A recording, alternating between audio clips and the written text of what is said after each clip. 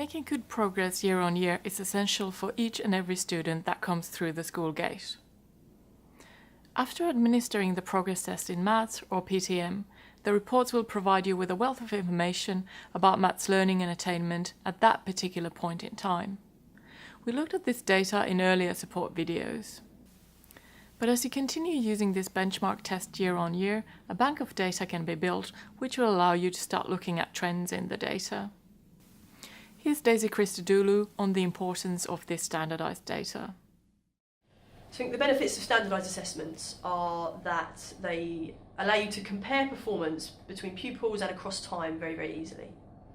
So if a pupil is getting 100 on a standard score in maths at the age of 8, and they're getting that in maths at the age of 11, you can be sure that they've made good progress between then, that they're operating at around about the same level.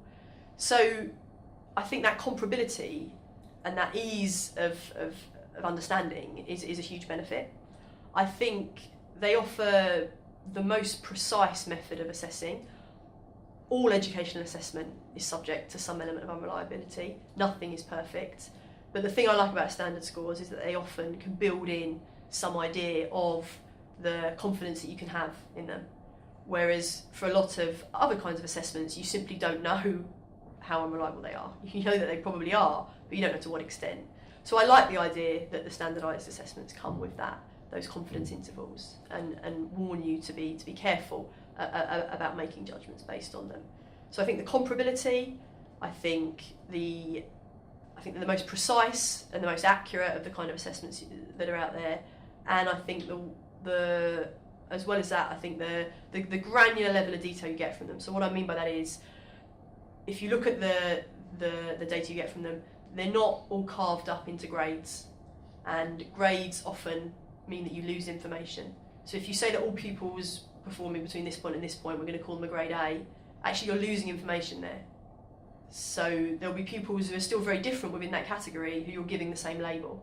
So what I like about standardised scores is you get a very fine level of detail, and you're not putting very different pupils lumping them all into the same category.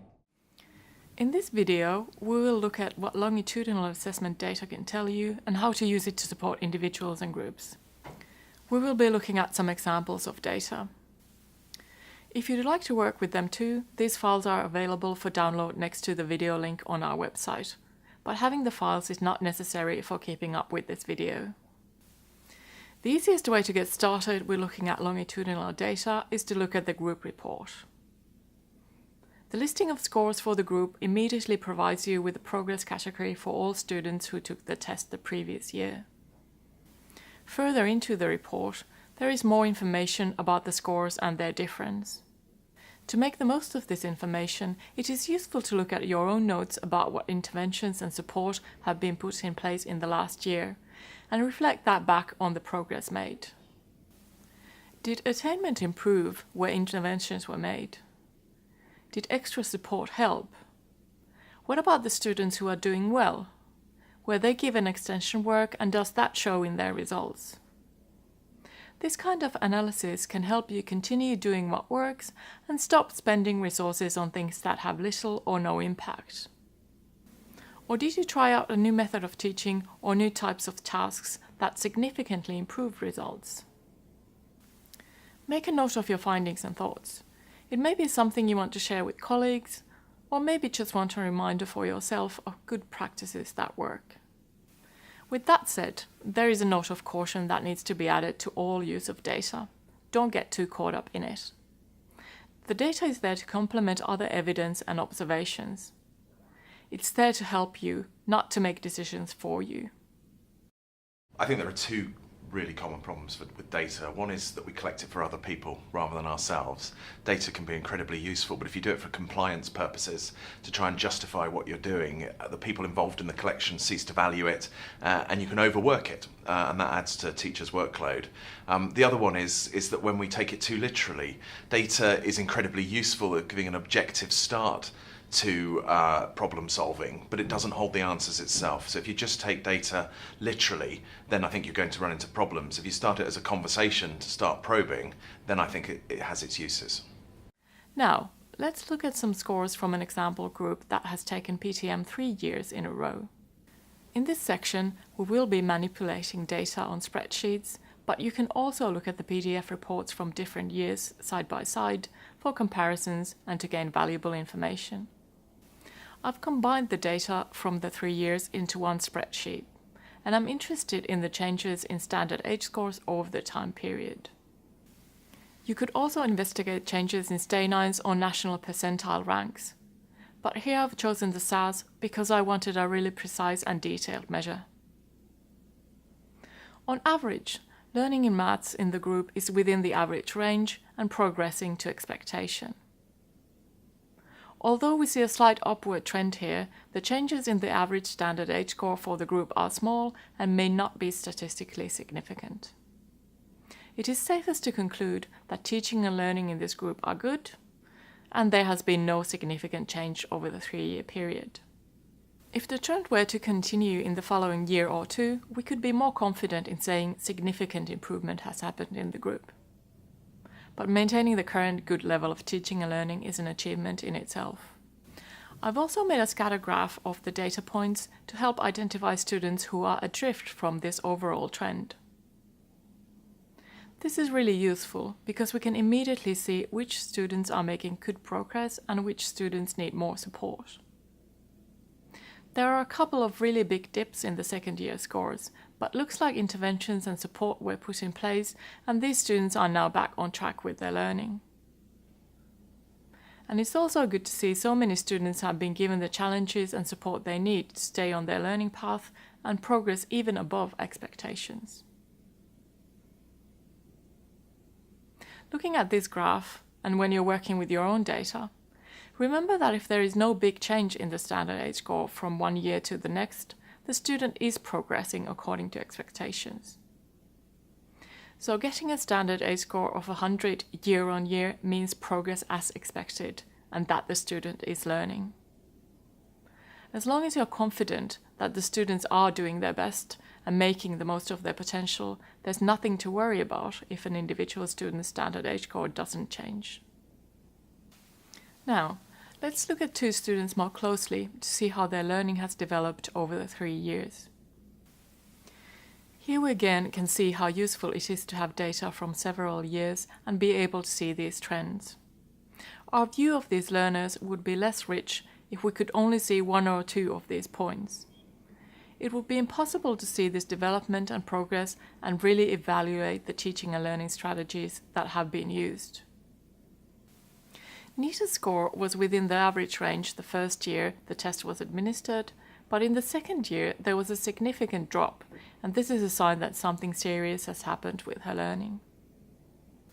Now, with dips like this, it can sometimes be that something went wrong on the day of testing and the student was unable to show all they can do.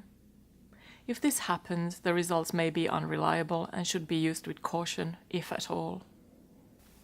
But in Nita's case, we don't know of anything that would have had a negative impact on her performance on the day of testing. There was also other evidence that supported this finding that there are difficulties with her learning in maths. So after this second assessment, we pulled out Nita's individual report from the year before and looked at it side by side with the latest report. And here we can see that while her results in comparison to national average are lower across the board in the second year, there really is a big difference in her mathematical fluency from the year before. And that tells us that she has been struggling with some mathematical concepts and facts, and this will have held her back with learning in other areas too. Then we looked at the question-by-question analysis to identify those particular questions and mathematical facts that Nita was struggling with. This actually confirmed some things that had been observed in class, but it had been difficult to pinpoint to the exact issues. So looking at this data quite quickly provided information to identify issues and then plan an effective individualized intervention. Thanks to intervening early, Nita was able to get back to performing at her best possible level the year after. The longitudinal data here tells us that the steps taken were the right ones and also enables us to build a reliable picture of Nita's math skills. We can be confident that she is able to perform at an average or even above average level, and we can continue to provide those challenges and support that help her with that. The other student whose longitudinal progress we're looking at is Tom Albright. Now, the first time Tom took PTM, he got a score that was firmly within the average range. The next year, Tom continued to work on his maths. He was supported and challenged, and at the end of the year, we saw a really significant improvement in his scores. So actually, there was a lot more to his maths potential than this single first instance indicated. With this in mind, in the third year, Tom was given extension work to make sure he had challenges that stretched him and really supported his learning and progress. And at the end of the year, we could see from his scores that that program of work really benefited him, and he is now in the very top percentile for his age group. Going back to the graph for the whole group, we can see that many average students have improved their performance year on year. So this might be a significant finding about the teaching and learning methods used in this class, and maybe something you would want to share with your colleagues. So, to sum up the benefits and uses of longitudinal data from progress tests in maths, you can see and analyze trends in learning, both for individuals and groups. And this will help you support all individuals according to their needs. The data can also be used to inform teaching and learning for the whole group or school. And lastly, sharing findings with your colleagues and discussing them together can help share the knowledge and gain new insight, which supports professional development. Thanks for watching. If you have any questions or would like more information, please contact our customer services.